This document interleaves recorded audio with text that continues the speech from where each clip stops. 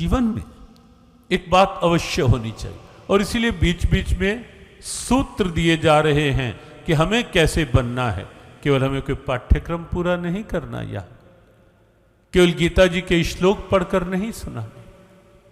हाँ, वो बीच में सूत्र आ जाए अच्छा है, और श्लोक आ जाए ठीक, लेकिन केवल हमें कोई विद्वत्ता नहीं, हमें तो जीवन का सार लेना है कि इन 5 दिन के सत्संग से पहले हम क्या थे, और 5 दिन के सत्संग के बाद हमें क्या होना है, क्या होना चाहिए। उसके लिए ये कुछ सूत्र हैं जीवन के, वो हमें लेने ही चाहिए, प्रयास करना चाहिए।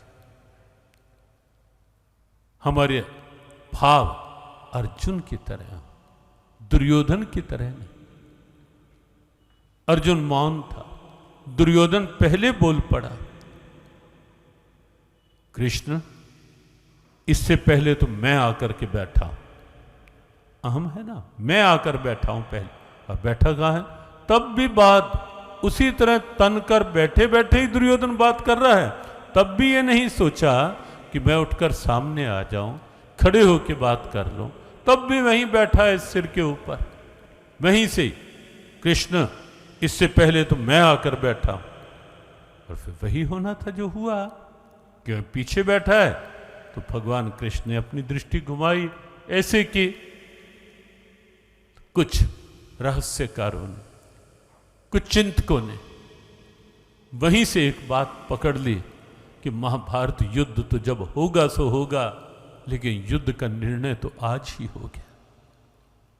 पूछा कैसे, बिना युद्ध हुए निर्णय? कहा हाँ, जिस पर भगवान की सीधी दृष्टि पड़ गई वो जीत गया, और जिस पर भगवान की टेढ़ी दृष्टि पड़ गई हार गया। अहंकार कहीं ना कहीं टेढ़ी दृष्टि का कारण बना, सहजता जीवन। भगवान ने कहा ठीक है दुर्योधन, तेरा भी स्वागत, आया है तो। कैसे आए?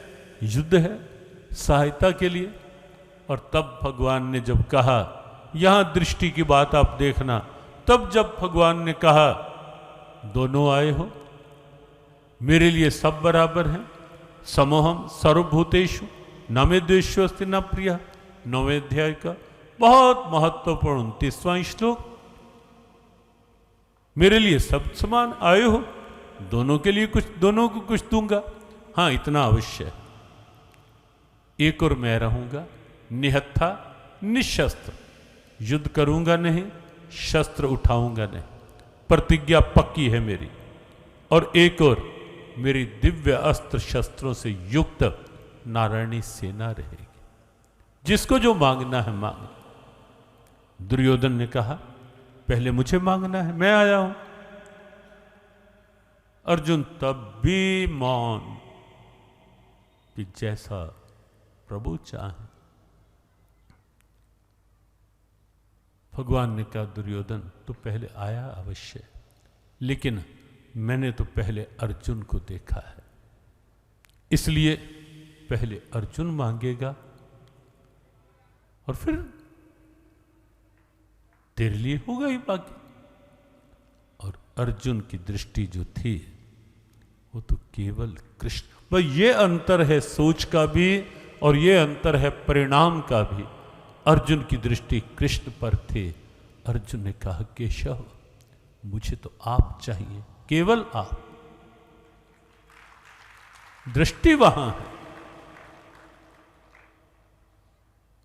दुर्योधन की ओर देखा,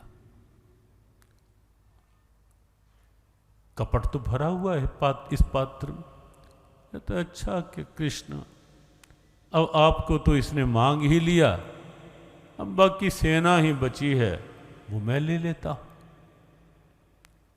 भगवान ने कहा ठीक है।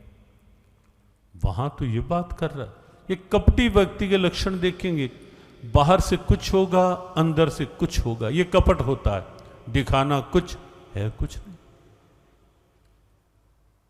और बाहर जाकर दुर्योधन कहता है, सोचता है ये कैसा पागल है अर्जुन। मुझे तो अगर पहले भी मांगना होता तो मैं सेना ही मांगता।